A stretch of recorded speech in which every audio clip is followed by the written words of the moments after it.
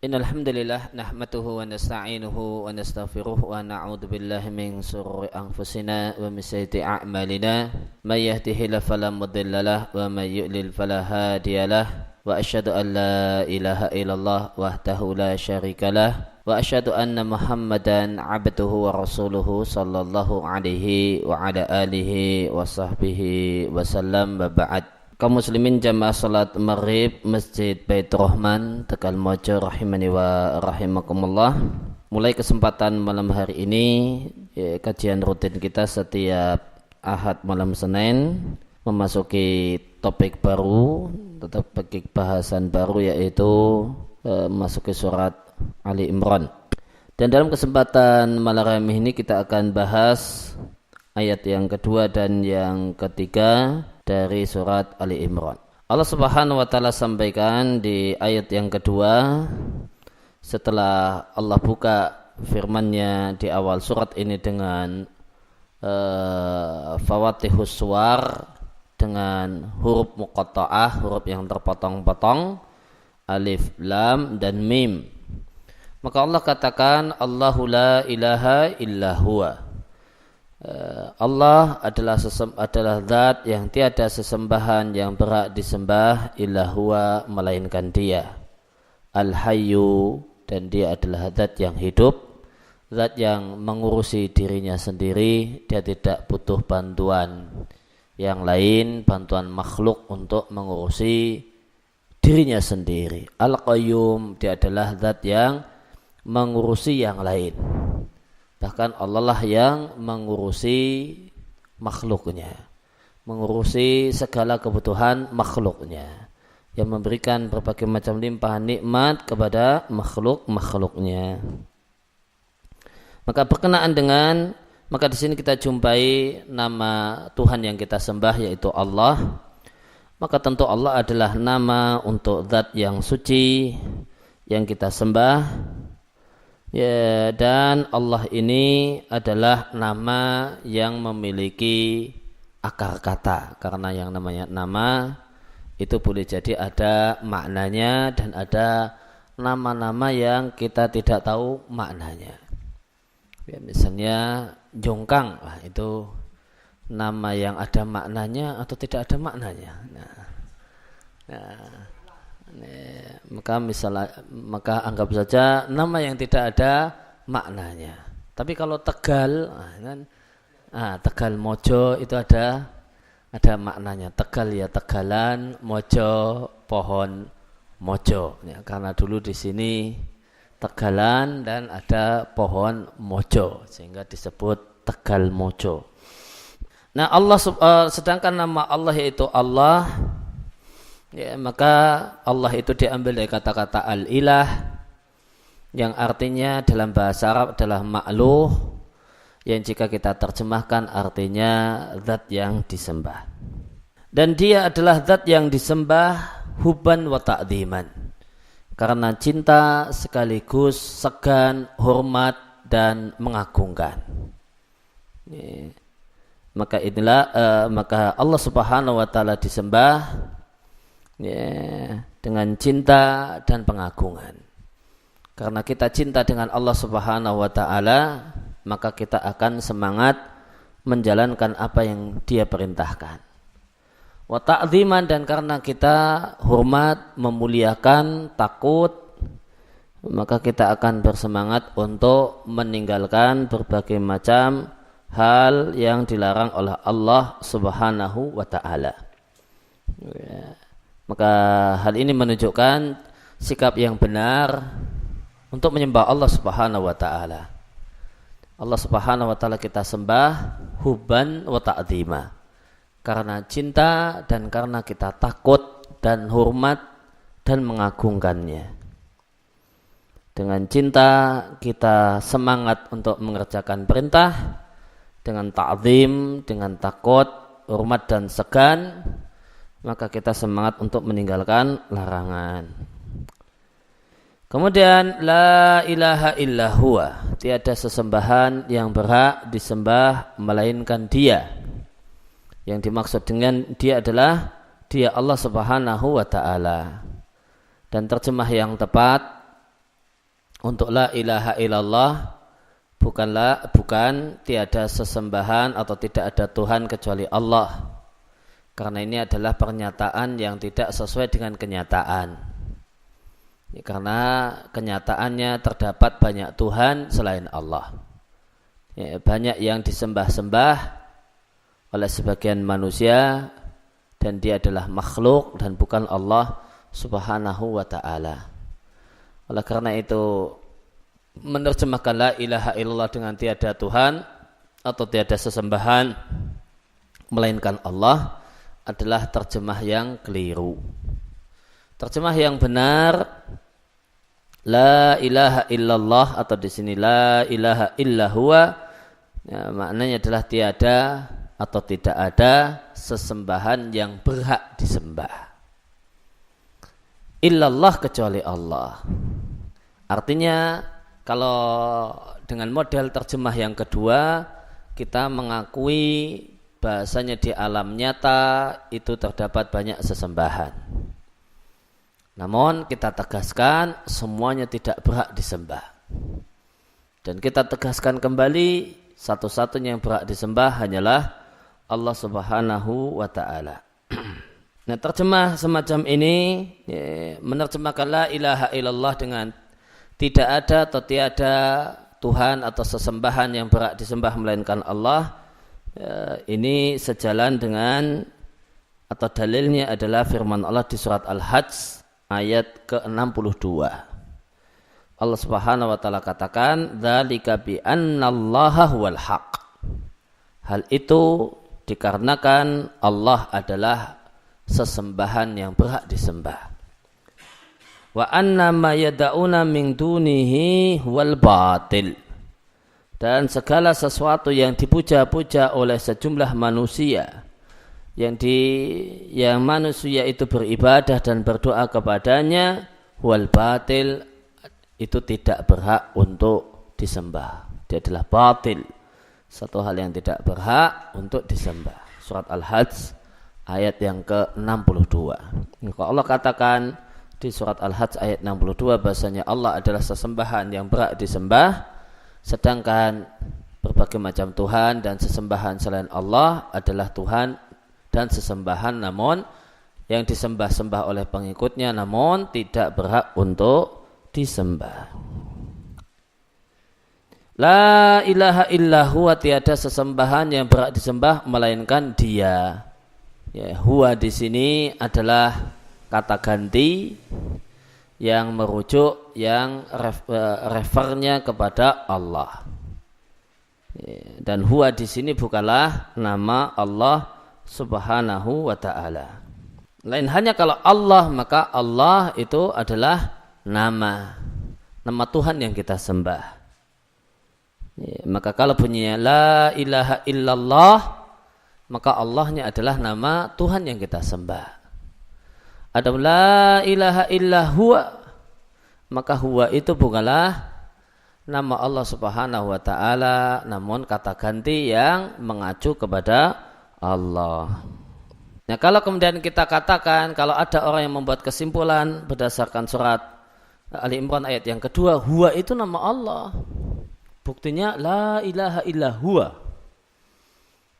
Maka jika ada orang yang ngotot beranggapan bahasanya salah satu nama Allah itu adalah huwa, alasannya surat Ali Imran ayat yang kedua la ilaha illa huwa, maka jawabannya kita jawab dengan surat Al-Anbiya ayat yang ke-25. Kita katakan jika demikian nama Allah adalah Ana. Ya, nama Allah adalah Ana yang artinya saya. Karena di surat Al-Anbiya ayat yang ke-25 Allah katakan wa ma arsalna min qablika min rasulin illa nuhi ilaihi annahu la ilaha illa ana fa'buduni. Maka semua rasul itu mendapatkan wahyu la ilaha illa ana, tiada sesembahan yang berhak disembah melainkan ana. Ana di sini artinya saya, artinya aku, dan yang dimaksudkan adalah Allah Subhanahu wa taala. Fa'buduni, maka sembahlah aku. Ya, maka jika ada orang yang ngotot berdasarkan surat Ali Imran ayat yang kedua bahasanya salah satu nama Allah adalah Huwa, maka harusnya kalau konsekuen berarti salah satu nama Allah adalah Ana berdasarkan surat Al-Anbiya ayat yang ke-25. Oleh karena itu maka sebagaimana tidak boleh menjadikan kata-kata ana sebagai zikir untuk mengingat Allah. Ana. Itu tidak boleh. Maka demikian juga tidak boleh menjadikan huwa sebagai zikir, bacaan zikir untuk mengingat Allah Subhanahu wa ta'ala. Maka tidak boleh berzikir dengan mengucapkan huwa. Akhirnya kemudian disingkat jadi hu. Nah, ini tidak diperkenankan. Jika ada orang mengatakan huwa di situ Allah, huwa di situ Allah, dalilnya Ali Imran ayat yang kedua. Nah, maka kita ngajukan usul. Kalau begitu besok diselingilah. Besok diselingi pakai anak. Dalilnya surat Al-Anbiya ayat 25. Kalau dia nggak cocok lah berarti nggak konsisten dalam berdalil karena bunyinya kan sama, la ilaha illa huwa al hayyu al qayyum. Nah ini di surat Al-Anbiya la ilaha illa ana fa'buduni. Nah, berarti sama dalilnya. Kalau itu jadikan dalil huwa nama Allah, ya ini harusnya jadi dalil ana nama Allah. Kalau itu setelah itu huwa itu jadi nama Allah kemudian jadikan sebagai bacaan zikir, ya ini juga harusnya jadi nama Allah dan dipakai untuk bacaan zikir. Intinya ada sebagian orang yang berzikir dengan mengulang-ulang huwa. Dan alasannya surat Ali Imran ayat yang kedua. Dan ini adalah satu hal yang tidak benar. Nabi SAW tidak mengajarkannya. Dan perlu kita perhatikan, perlu kita ketahui jika kita perhatikan bacaan-bacaan zikir yang Nabi ajarkan semuanya adalah kalimat sempurna, subjek objek lengkap. Tidak ada bacaan zikir yang Nabi ajarkan dan diajarkan oleh Allah Subhanahu wa ta'ala serta Rasulnya yang merupakan satu kata tunggal. Itu tidak ada. Kalau seandainya ada maka di situ sebenarnya ada takdirnya. Subhanallah itu maknanya usabbihu subhanallah. Aku sucikan Allah Subhanahu wa ta'ala dengan betul-betul aku mensucikannya. Yang lainnya semuanya kalimat lengkap. Alhamdulillah, Allahu akbar, la haula wala quwata illa billah, subhanallah bihamdi subhanal azim dan seterusnya. Maka semuanya sifatnya demikian, kalimat sempurna. Tidak ada cuma satu lafaz. Nabi tidak pernah mengajarkan berzikir dengan Allah. Karena itu cuma satu kata yang tidak membentuk kalimat sempurna. Oleh karena itu yang benar, ini namanya dalam istilah dalam bahasa para ulama disebut dengan zikrullah bismil mufrad. Nah, berzikir mengingat Allah Subhanahu wa ta'ala dengan kalimat Allah. Yang benar ini satu hal yang tidak dituntunkan, satu hal yang tidak Nabi ajarkan. Bukti kalau itu tidak dituntunkan itu cuma satu kata lepas. Padahal semua zikir, bacaan zikir yang Nabi ajarkan semuanya adalah kalimat sempurna. Dan perlu diketahui anehnya ketika berzikir dengan huwa itu tidak ada tuntunannya, orang yang gemar melakukannya memiliki keyakinan bahwasanya berzikir dengan huwa itu lebih afdol daripada berzikir dengan la ilaha illallah. Karena la ilaha illallah itu untuk kelas awam. Nah, kami adalah manusia-manusia khusus, spesial dan istimewa. Nah, maka tidak layak kemudian zikirnya seperti zikirnya orang awam. Maka zikir kami adalah Allah dan itu lebih afdal. Dan mereka mengatakan lebih afdal dengan otak-atik akal. Mereka katakan kalau la ilaha illallah itu kurang afdal karena bahaya. Baru la ilaha mati bahaya. Nah, itu kafir, tiada Tuhan, mati. Nah, ini kafir.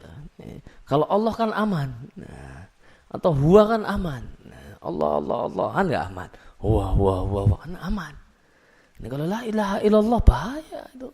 Bahaya besar. Nah, la ilaha terus mati. Nah, mati dalam keadaan kafir katanya. Ini otak-atik gatuk. Yang tentu jawabannya adalah gampang. Jawabannya adalah gampang. Kita katakan innamal a'malu binniyat. Amal itu tergantung niatnya. Kalau niatnya mau mengucapkan la ilaha illallah, baru la mati, sudah tercatat la ilaha illallah. Padahal baru la terus mati. Demikian juga ketika seorang seandainya terjadi baru la ilaha mati, maka tidak apa-apa. Karena niatnya adalah mengucapkan la ilaha illallah. Dan di sini berlaku kaidah innamal a'malu binniyat wa innamal likulli imri'in ma nawa.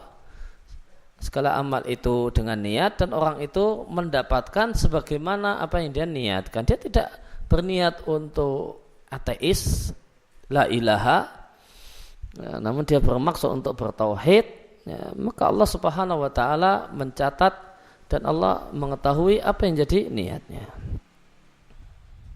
Al-Hayyu, dan salah satu sifat Allah Subhanahu wa taala adalah Al-Hayyu, artinya zat yang sempurna hidupnya.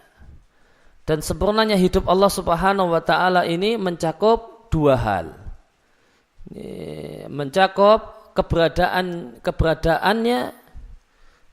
hidup itu sendiri dan kesempurnaan dari sisi waktu hidup. Tentu Allah itu adalah hidupnya Allah adalah hidup yang sempurna dilihat dari sisi waktu. Karena hidupnya Allah itu tidak diawali dengan ketiadaan dan tidak diakhiri dengan kebinasaan dan kefanaan. Maka itu adalah hidup yang sempurna dari sisi waktu.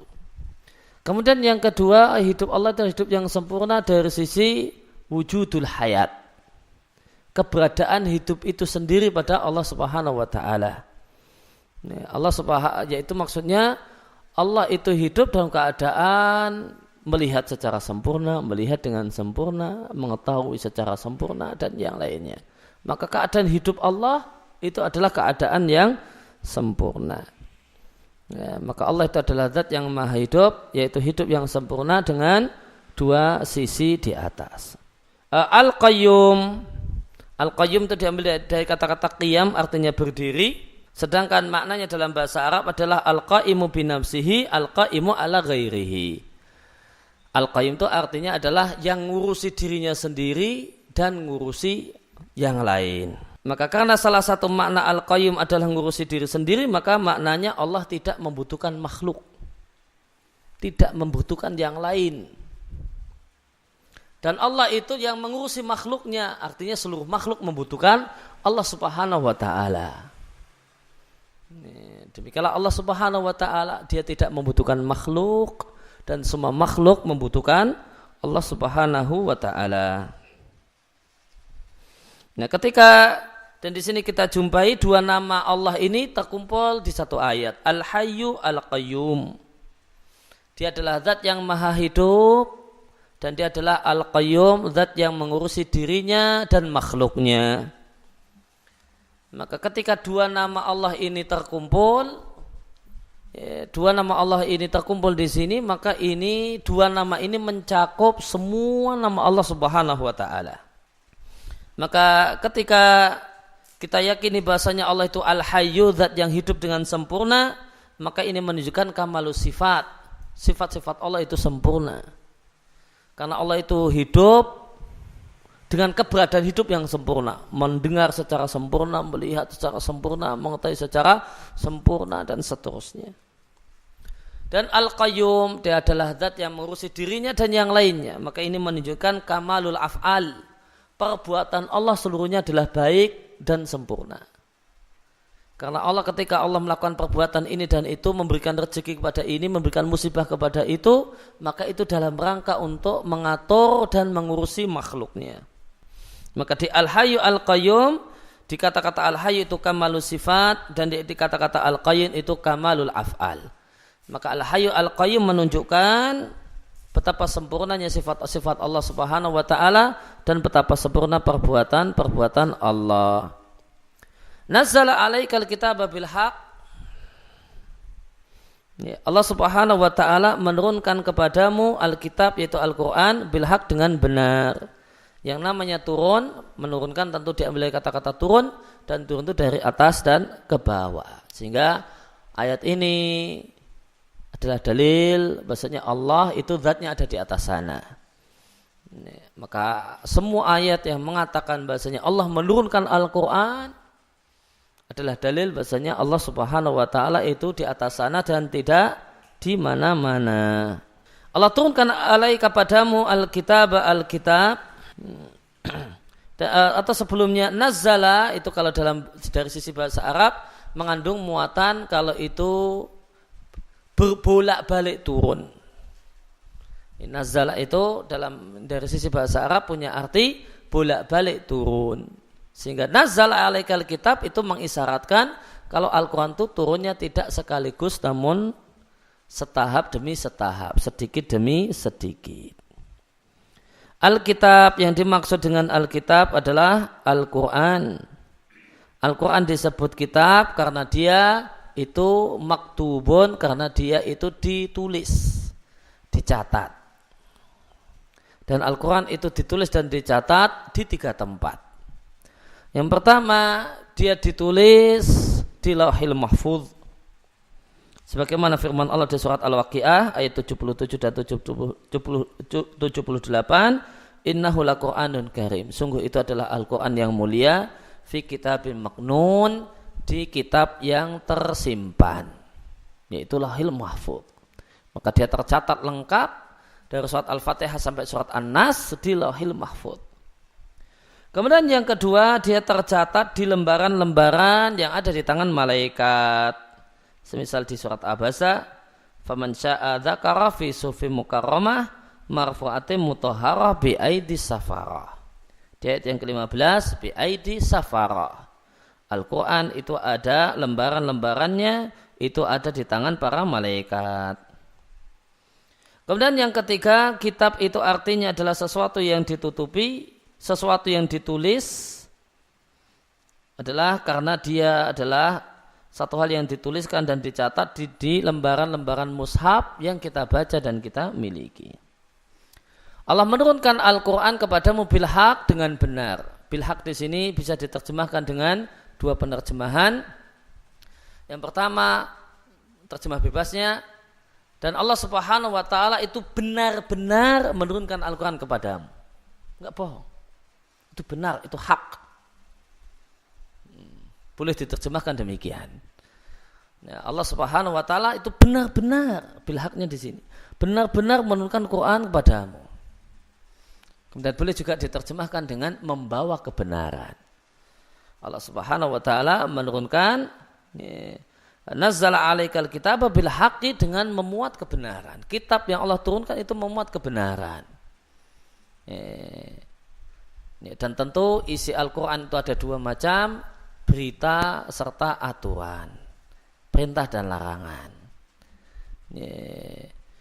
Maka kebenaran berkaitan dengan masalah berita adalah manakala sesuai dengan kenyataan, dan kebenaran berkaitan dengan masalah hukum manakala adil dan tidak zalim.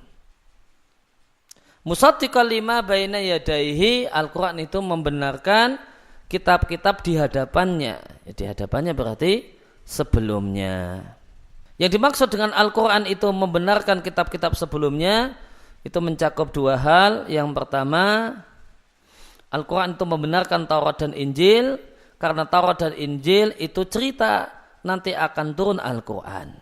Lalu turunlah Al-Quran sebagaimana diceritakan oleh Injil, oleh Taurat. Maka turunnya Al-Quran itu menjadi bukti benarnya janji Taurat dan Injil. Ini makna yang pertama. Membenarkan dalam pengertian menjadi bukti benar. Menjadi bukti benarnya. Kemudian yang kedua, membenarkan kitab-kitab sebelumnya artinya menjadi hakim atas kitab-kitab sebelumnya, mana yang benar dan mana yang tidak benar. Oh, ini sejalan dengan Al-Quran, oh itu benar. Oh, ini bertentangan dengan Al-Quran, oh itu tidak benar. Atau bisa dimaknai dengan makna atau membenarkan kitab-kitab sebelumnya, itu bisa dimaknai dengan makna yang ketiga. Makna yang ketiga adalah membenarkan kitab-kitab sebelumnya, membenarkan Taurat dan Injil dalam artian Al-Quran mengatakan betul, benar, dulu pernah ada Taurat dan dulu benar ada Injil. Itu makna yang ketiga dari membenarkan kitab-kitab sebelumnya. Makna yang ketiga mengatakan Quran itu adalah hakim yang mengatakan benarnya keberadaan Taurat. Dulu itu ada Taurat yang Allah berikan pada Musa, dulu itu ada Injil yang Allah turunkan kepada Isa, itu semua benar adanya. Nah, Al-Quran menyatakan demikian. Maka itu salah satu makna Al-Quran membenarkan kitab-kitab sebelumnya. Wa anzalat Taurata wal Injil, dan Allah Subhanahu wa taala menurunkan Taurat dan Injil. Maka kita lihat di sini diksinya, pilihan katanya berbeda. Untuk Al-Quran Allah katakan nazzala alaikal kitab, Allah turunkan Alkitab yaitu Quran kepadamu, pakai nazzala. Sedangkan untuk Taurat dan Injil Allah katakan wa anzalat Taurata wal Injil. Beda bentuk kata kerjanya.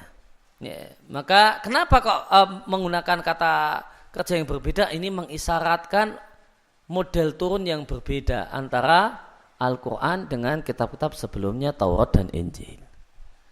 Untuk Al-Quran maka digunakan kata-kata nazala, bolak-balik menurunkan, untuk menunjukkan kalau Al-Quran itu turunnya bertahap sedikit demi sedikit, akhirnya sempurna.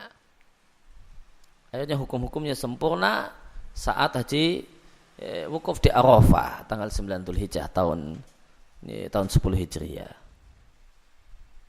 Nah, kalau untuk Taurat dan Injil pakai kata-kata anzala, menurunkan, untuk mengisyaratkan bahasanya turunnya sekaligus. Turunnya sekaligus. Dan turunnya Al-Quran secara bertahap dan tidak sekaligus sebagaimana Taurat dan Injil, itu ada sebuah nikmat. Karena turunnya Taurat dan datangnya Taurat dan Injil seketika itu adalah di antara beban berat yang Allah berikan kepada umat-umat terdahulu. Sedangkan turunnya Al-Quran dengan bertahap itu menjadi sebab kemudahan yang Allah berikan pada umat ini yang tidak Allah berikan pada umat-umat sebelumnya. Kenapa? Kalau kemudian turun sekaligus berarti sejak hari itu semuanya harus diamalkan. Itu berat. Ketika turunnya bertahap, maka ini baru turun 1 ayat. Maka yang wajib diamalkan cuma ini. Nanti turun 5 ayat. Nanti baru kemudian setelah itu beramal yang baru lagi. Iya. Maka di antara kemudahan yang Allah berikan untuk umat Muhammad SAW adalah kemudahan dalam bentuk Al-Quran itu turunnya bertahap, sedikit demi sedikit, tidak sekaligus. Karena sekaligus itu sudah termasuk beban berat yang kita mintakan di akhir surat Al-Baqarah untuk supaya Allah tidak membebani kita dengannya. Dan tentu berkaitan dengan Injil, Taurat, maka dia adalah kitab yang Allah turunkan pada Nabi Musa alaihissalam. Sedangkan Injil adalah kitab suci yang Allah turunkan kepada Isa alaihissalam. Dan Taurat dan Injil yang turun asli ketika dulu di zaman itu yang bisa kita sebut dengan kitab suci. Adapun yang sekarang maka tentu tidak layak dikasih embel-embel suci. Karena sudah banyak, bahkan tambahan-tambahan, bahkan boleh jadi tambahannya malah lebih banyak daripada aslinya. Pelajaran yang bisa kita petik dari ayat ini menegaskan bahasanya ibadah adalah hak Allah Subhanahu wa taala. Di awal ayat yang kedua Allah katakan Allah, Tuhanmu adalah Allah, dan Allah artinya yang disembah. Artinya kita punya kewajiban untuk menyembah Allah Subhanahu wa taala. Kemudian yang kedua, ayat ini menunjukkan bahasanya Allah adalah satu-satunya yang berhak untuk disembah. La ilaha illa huwa. Tiada sesembahan yang berhak untuk disembah melainkan Dia. Dan berkenaan dengan keyakinan Allah adalah satu-satunya yang berhak untuk disembah, keyakinan ini tidak cukup hanya sekedar keyakinan, harus membuahkan amal, yaitu sibuk beribadah menyembah Allah Subhanahu wa ta'ala. Lain halnya dengan mengimani Allah itu namanya Ar-Rahman, namanya Ar-Rahim, itu boleh jadi tidak membuahkan amal. Tapi meyakini bahasanya Allah adalah pencipta jagat raya, itu Allah adalah Rabbul Alamin, pencipta pemilik jagat raya, itu enggak. Habis itu ya sudah, kemudian diam saja tidak apa-apa. Tapi meyakini bahasanya Allah Subhanahu wa taala adalah ilahin nas, sesembahannya manusia, itu tidak boleh hanya berkutat pada keyakinan. Harus kemudian ada bukti nyatanya beribadah hanya kepada Allah dan tidak mau beribadah kepada selain Allah. Kemudian pelajaran yang lain dari ayat ini bahasanya segala sesuatu, segala makhluk membutuhkan Allah, sedangkan Allah tidak membutuhkan makhluknya. Ya, karena Allah itu hidupnya sempurna, Al-Hayyu, maka Allah tidak butuh siapapun. Dan karena Allah itu Al-Qayyum yang mengurusi makhluknya, seluruh makhluknya, maka ini menunjukkan bahasanya makhluk membutuhkan Allah Subhanahu wa ta'ala. Maka satu hal yang wajib untuk kita yakini, wajib untuk kita amini, kita imani, segala sesuatu, semua manusia perlu Allah. Bahkan untuk hidup saja perlu Allah. Kalau Allah Subhanahu wa ta'ala berkehendak mati. Maka manusia perlu Allah Subhanahu wa ta'ala untuk tetap bisa hidup.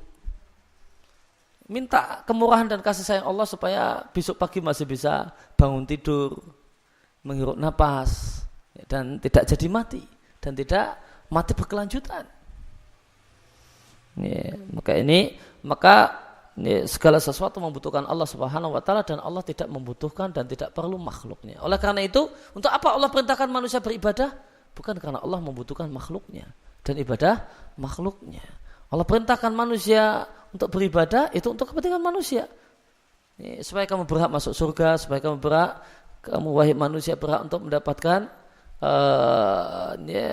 ini dan itu. Bukan karena Allah Subhanahu wa ta'ala membutuhkan ibadah hamba dan ibadah manusia. Kemudian ayat ini juga menunjukkan bahasanya Allah itu di atas sana dan tidak di mana-mana. Karena Al-Quran disebut dengan Allah menurunkan Al-Quran, nazzala, Allah menurunkan Taurat dan Injil, wa anzala Taurat wal Injil. Dan yang namanya menurunkan dan turun itu dari atas ke bawah. Kemudian satu hal yang wajib kita imani bahasanya Al-Quran itu diturunkan. Karena Allah katakan nazzala alaika, Allah turunkan Alkitab, Allah turunkan Al-Quran kepadamu. Kemudian ayat ini juga menunjukkan bahasanya kitab yang Allah turunkan pada Muhammad SAW isinya adalah kebenaran. Nazzala alaika kitabal bil haq, Allah turunkan kepadamu Alkitab itu Al-Quran bil haq dengan membawa kebenaran. Maka maka satu hal yang wajib untuk kita imani tanpa bisa dan tanpa boleh ditawar-tawar, tanpa boleh ditawar-tawar bahasanya isi Al-Quran adalah kebenaran. Dan kebenaran dan isi Al-Quran itu berita dan aturan, perintah dan larangan.